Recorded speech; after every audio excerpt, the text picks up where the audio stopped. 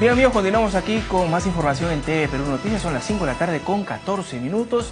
Nos visita reconocido internacionalista Miguel Ángel Rodríguez Maguey. ¿Cómo está, doctor?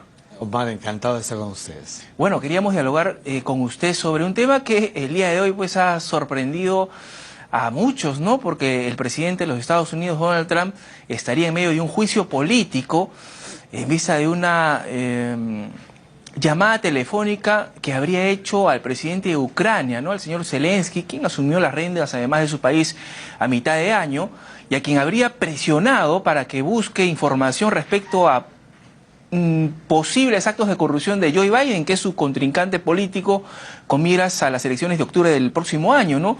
¿Es un panorama para el señor Donald Trump complicado o no es tanto así? A ver, yo creo, fíjate, en el realismo político, Omar, que estamos frente a un nuevo tropiezo que tiene un presidente en Estados Unidos, con sobresaltos, con conjeturas, censurado, es verdad, pero que lleva a su país a su estilo, proteccionismo, nacionalismo, y que, como sabes, desde que asumió la presidencia, en realidad han querido buscar un impeachment, o sea, un juicio político. Primero fue el tema de la trama rusa. Y entonces, claro, ya anunció él que va a ser candidato a la presidencia, otra vez, a la reelección. Entonces, sus enemigos políticos, a los que él, primero republicanos tradicionales, aplastó cuando ganó las elecciones, y segundo a los demócratas. Es decir, esa suerte de cosmovisión política tradicional en el Capitolio anterior, prácticamente la dejó de lado. Entonces, hay allí una suerte de buscar la revancha por el momento en que Hillary Clinton pierde las elecciones. Era la candidata favorita, no solamente para los demócratas, para todos los estadounidenses. Era la virtual presidenta de Estados Unidos. Y entonces, claro, con este proceso que acaba de comenzar, lo ha dicho la presidenta de la Cámara de Representantes, pues seguramente vamos a ver en adelante un tropiezo, te digo, porque en la Cámara de Representantes ahora hay una mayoría demócrata. ¿Qué significa esto? Que con solamente la mitad más un voto, eso puede prosperar para pasar al Senado. Es decir, de los 435 votos, se puede contar fácilmente con 218, que es la mitad más uno, porque los demócratas tienen más de 222. ¿Y necesitan cuántos votos? 218. 218. Entonces sí lo alcanza. Pero ¿dónde está, y ahí llamo al realismo político, el freno donde Donald Trump seguramente va a tener que jugar sus cartas con la tranquilidad de saber que las matemáticas en el Senado para él sí son auspiciosas? Claro, ahí necesitan 67, ¿verdad? 67, que son 2/3 de los 100. Entonces, fíjate bien, los demócratas, si votan todos, son 45. Dos independientes son 47. Tendrían que requerir 20 republicanos. No los va a tener. Yo no creo que los consiga. Pero que en el fondo, ¿qué es lo que se está buscando? Mermarlo, desprestigiarlo. Y no pero este tropiezo no va a ser tan grave como para que este juicio político tenga las posibilidades que muchos quisieran que tenga, ¿no? Claro, y eso pasa porque, como sabes, en Estados Unidos es una garantía del derecho. El sistema anglosajón así lo permite, que justamente el proceso de dos cámaras, mira la importancia que tiene contar dos cámaras en un estado, justamente permite que el presidente en la segunda esté escudado para librarse de una destitución. Ahora, que es lo que se estaría buscando. Pero si se comprueba, porque todavía es un dicho de un espía, me parece, ¿no? De una llamada telefónica que le habría hecho el 25 de julio al señor Zelensky, y que incluso pues en su lenguaje atrabiliario, ¿no? De gritonería, siempre Donald Trump, que supuestamente dice que 8 veces le ha gritado el señor Zelensky para que busque información respecto al señor Joe Biden, que es el candidato para el próximo año y que está liderando incluso las listas, busque cualquier posibilidad de actos de corrupción para bajárselo. Si se comprueba ello, ¿tampoco sería tan grave? No, sí sería grave, pero fíjate lo que va a pasar. La naturaleza de la clase política estadounidense está fundado en el concepto de la verdad. Por esa razón fue que Nixon no esperó la destitución y renunció.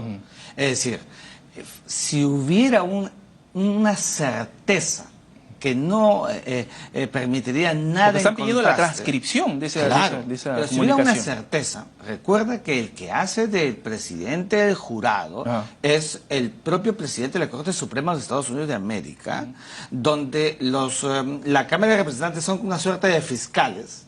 Y más bien el propio Senado es una suerte de jurado mayor con la cabeza del presidente de la Corte Suprema. ¿Podría eso significar, ante una evidencia incontrastable, que el propio Senado haga una valoración? Y entonces pudieran surgir aquellos republicanos enemigos de Donald Trump. Es un ejercicio que hacemos tú y yo. En el realismo político todavía lo sigo viendo difícil. ¿Y esto está enmarcado, doctor, en una configuración de delito o deslealtad, perfidia del señor presidente Donald Trump? Bueno, todavía no lo han calificado en Estados Unidos, pero evidentemente que conforme el artículo 4 de la propia Constitución de 1789, que hasta ahora está vigente, no ha tenido ningún cambio, con enmiendas en el camino, dice que el impeachment, un juicio político se inicia por traición, como muy bien dices, por delitos, faltas o conexos. La naturaleza del acto imputable solamente la va a determinar primero, en su primera fase, la Cámara de Representantes, y segundo, seguramente el Senado. Yo me atrevería a decir, como hombre del derecho, por lo que estoy viendo, que aquí estamos frente a un acto delictivo. ¿Por qué? Delictivo, ya. Porque resulta que el presidente se vale de su calidad de jefe de Estado. ¿Abuso de poder? Exactamente, para presionar. Y eso, evidentemente, en Estados Unidos se llama, evidentemente, delito. Y eso configuraría que, como la moral tiene para el sistema anglosajón, Omar, una ratio muy alta, es poco probable que un jefe de Estado se pueda mantener en el poder ante el acto que desnude una evidencia incontrastable. Pero para eso, las matemáticas van a volver a jugar su rol. Ahora, ¿de qué manera esta situación puede favorecer o al señor Donald Trump o al señor Joe Biden, que tiene ya 76 años también, es un político ya que tiene larga data, ¿no? Bueno, a ver, primero, en el caso de Joe Biden, sí, lo es, pero al mismo tiempo recuerda que fue el vicepresidente de Barack Obama, que tuvo un buen tracto, un hombre, digamos, con una ascendencia demócrata. Es el primero de la lista de 11, ¿no? Claro que sí, prestigiado, entonces con laureles en el camino, que no ha tenido contratiempos, más bien ha sido un hombre, digamos, de una compostura tranquila, incólume. Y entonces, claro, eso, si se comprobara, podría endiosarlo. Contrario sensu. Si en el caso de que no se lograra confirmar que Donald Trump tiene una relación directa con estas imputaciones, lo más probable es que él va a soltar la idea de la victimización y termine empoderado. Porque finalmente lo que le está gustando a los estadounidenses de a pie, no es que yo esté de acuerdo, pero es evidentemente el pragmatismo del presidente, que va a la Unión Europea y mientras latiga a la OTAN, luego le manda lisonjas. A Irán lo saca del tablero del acuerdo con el Consejo de Seguridad más Alemania y le impone sanciones. Y ahora ven cómo. Y ahora, claro, ese es Donald Trump. Y luego, como has visto, en el caso de Venezuela, pues da prosperidad a un tier que estaba escondido y ha sido desempolvado. Y entonces, ese mecanismo de un Donald Trump para volverse pragmático en la política internacional, finalmente termina siendo lo que cuenta para el americano, para el estadounidense de a pie. Eso le gusta, pues al americano le gusta la actitud de Donald Trump. Claro, porque eso tiene que ver con esto de lo que llamamos siempre el destino manifiesto, la reivindicación de la tradición americana, doctor, que no había habido antes. Ahora que estaba hablando justamente del TIAR y Venezuela, ¿no? 16 de 19 países han aprobado endurecer las sanciones al gobierno de Nicolás Maduro. para muchos es el paso previo a una intervención militar. ¿Usted lo ve así? ¿Se necesita una intervención militar o deben continuar los diálogos, las conversaciones?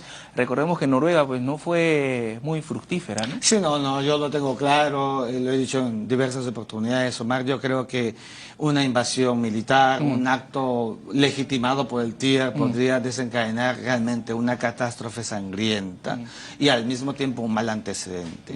El TIER efectivamente tiene medidas diplomáticas, como por ejemplo el retiro de embajadores o la ruptura de relaciones diplomáticas con Venezuela, medidas económicas como bloqueo y finalmente las medidas militares.